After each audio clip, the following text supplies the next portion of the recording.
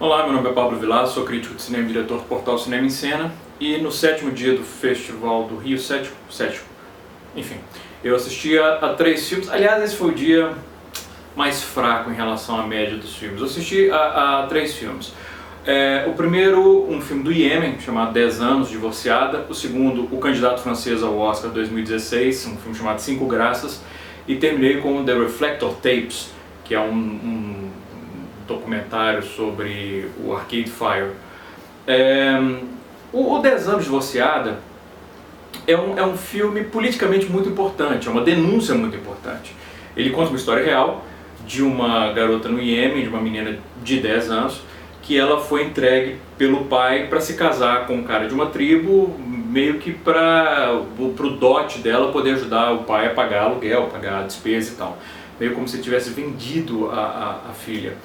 E essa prática de se entregar filhas para o casamento, principalmente nas tribos, nas vilas, nos vilarejos do Iêmen, é algo aparentemente comum e que o filme busca denunciar através da história dessa menina que depois de ser inclusive estuprada pelo marido, ela corajosamente ela demonstra uma independência de pensamento e pede e foge, vai ter uma corte, ou ter um tribunal e pede o divórcio.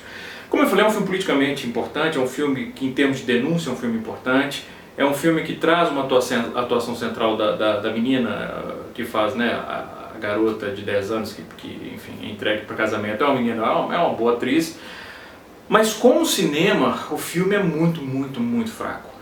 Primeiro que existe um certo tom de amadorismo na maneira como várias sequências são rodadas, são enquadradas, são montadas, que realmente parece quase que um teatrinho amador. A estrutura do filme é muito problemática, como ele coloca flashback atrás de flashback atrás de flashback. Ele começa com a menina chegando no tribunal e ela vai contar a história para o juiz, aí tem um longo flashback, e a gente volta para o presente, aí depois tem um flashback para poder mostrar o que levou o pai, o que aliás é um outro problema do filme, que até certo momento a impressão que o filme dá, até por acidente, eu espero pelo menos que seja acidente, é que está tentando compreender os dilemas do pai e por que ele teve que entregar a filha para ser estuprada. E é um negócio que é difícil você aceitar, independentemente da motivação do cara. Então é um filme que realmente, como cinema, é muito frágil, embora a denúncia seja importante. O segundo filme do dia, aliás, é curioso a rima temática, que não foi intencional, eu selecionei os filmes por acaso. Os Cinco Graças, que é um filme francês, mas ele é todo falado em turco. E conta uma história de 5 garotas, também numa cidade do interior da Turquia, que elas quando entram de férias, elas celebrando que entraram de férias e tal, elas vão até a praia e brincam com os garotos. Elas são de várias idades diferentes, elas brincam com os garotos da escola, e isso horroriza aparentemente a comunidade local. Chega até a avó dela, elas são órfãs, moram com a avó, e a avó reage de uma maneira exagerada e decide que elas não podem mais estudar, e que elas vão ficar dentro de casa, aprendendo, se preparando para se tornarem esposas. Então fazem aulas de culinária, de costura, enfim. As 5 atrizes, é engraçado, o filme acaba soando como uma espécie de As Virgens Suicidas, mas com o casamento imposto no lugar do suicídio. As 5 atrizes que fazem as irmãs são atrizes muito expressivas, muito boas, muito carismáticas, e principalmente a mais jovem, que é em torno de quem o filme gira, é a protagonista do filme.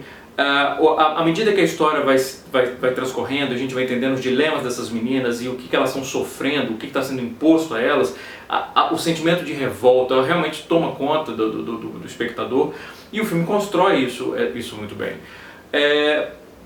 Mas ele acaba perdendo não só o ritmo, que ele perde o ritmo, tem um problema de ritmo grave, mas ele acaba se tornando, a partir de certo ponto, repetitivo. A gente entende o dilema das irmãs, a gente se compadece dos dilemas e dos problemas que elas vivem, mas o filme fica na mesma marcha, não vai para frente.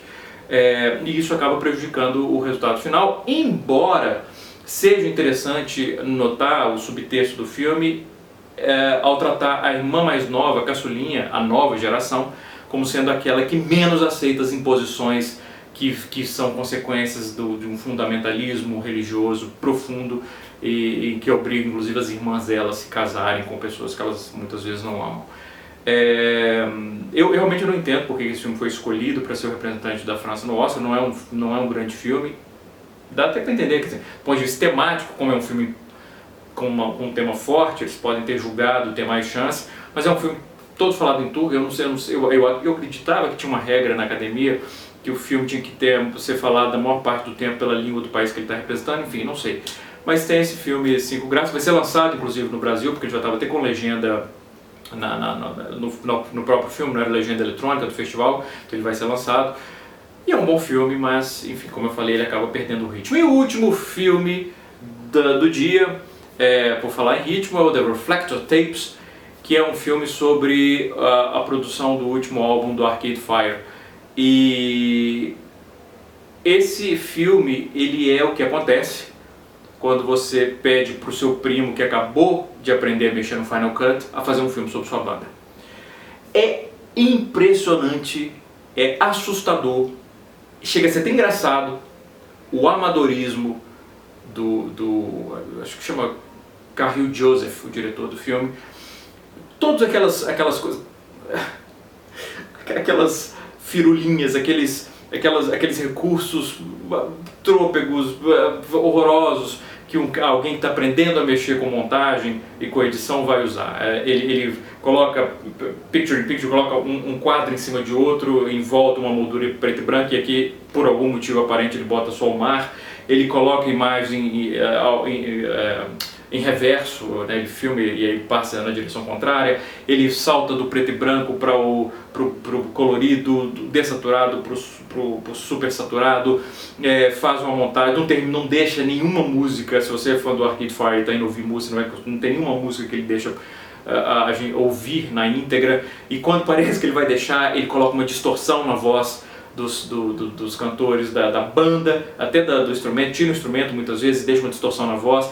Parece que ele adorou, o diretor do filme adorou a possibilidade do surround, porque ele manda os sons aparentemente de forma aleatória para as caixas em volta do cinema, muitas vezes pegando o vocal de uma música e jogando para a direita ou para a esquerda ou para o centro, de acordo provavelmente com o botãozinho que ele achou mais bonitinho na hora.